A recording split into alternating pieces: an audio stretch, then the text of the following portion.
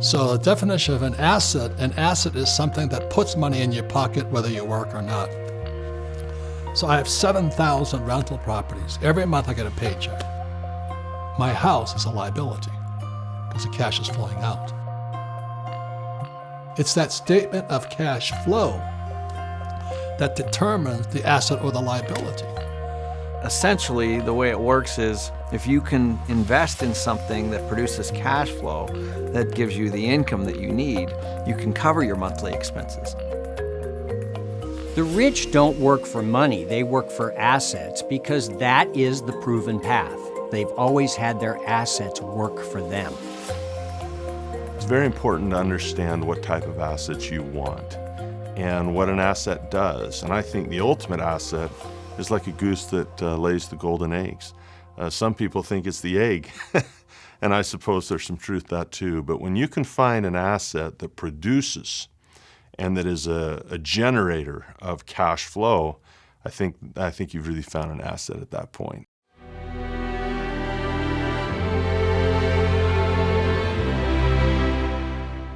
There are 4 basic asset classes.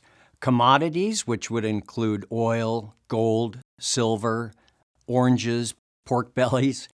Stocks and bonds are paper assets. You have a brokerage account with paper assets, shares in General Electric, bonds with Tesla. Those are paper assets. Then we have real estate assets, the actual land and building that constitute a parcel of real estate. That's a real estate asset. And then we have business assets. An operating business that you run and manage is another asset class. Look at your personality and your strengths and your desires and your passions. One says, well, gee, do I have what it takes to be an entrepreneur and start a business? Or would I rather just buy one, like Warren Buffett? Do I like real estate and the lever of debt? Can I stomach that, or do I understand it? And do I like the idea of some commodities to hedge a dollar or to hedge a currency? Knowing that everything falls into just a few categories certainly makes investing seem more doable. First thing to figure out is which asset classes are the right ones for you. I'm asked which asset class you should invest in. Should you invest in all of them or focus on one of them? And that depends on what you like to do, what you feel comfortable with. I personally invest in real estate. I understand real estate.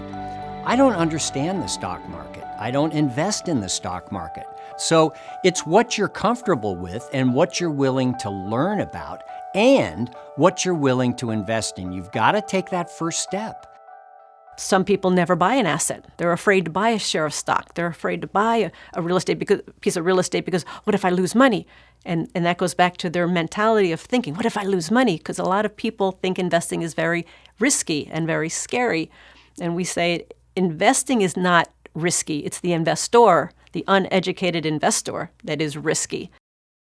Now, you need to have the education to invest in them, and plenty of people are going to read books and go to seminars, but at some point, you actually have to invest in the asset. All right? Too many people are involved in what's called the paralysis of analysis. They want to understand it so well that they never take a risk. Know that you're going to make some mistakes. That's okay. When you're starting out, it's fine to make some mistakes. It's not something that comes naturally. I think you have to be open to the fact that you don't know everything. And I think you have to have a little humility, and you got to kind of check your ego at the door. And I think a lot of times people don't do that. I lost a whole bunch of money in the stock market. I invested in gold mines and lost all of that. You know, I've invested in real estate and lost money as well. And I think that had I had better education, asked better questions, then I probably would have not invested in those kinds of things. And today, there's just so much great information out there. Never, ever has there been a better time to learn online.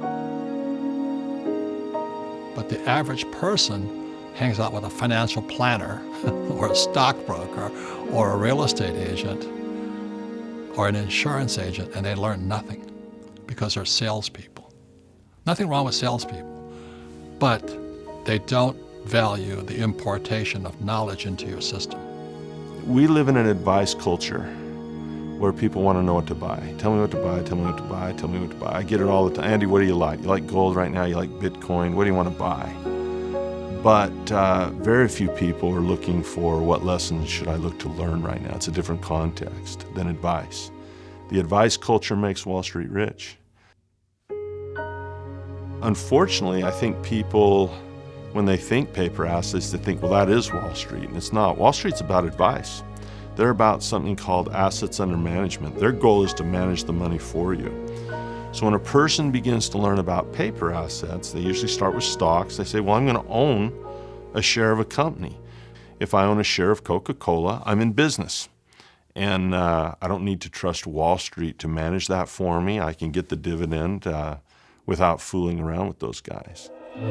Hey, it's Dr. Pedram Shojai, the host of The Great Heist Film. We are doing a free screening of this film. You just saw a clip. You could see the entire film for free. Click right here and you'll get access.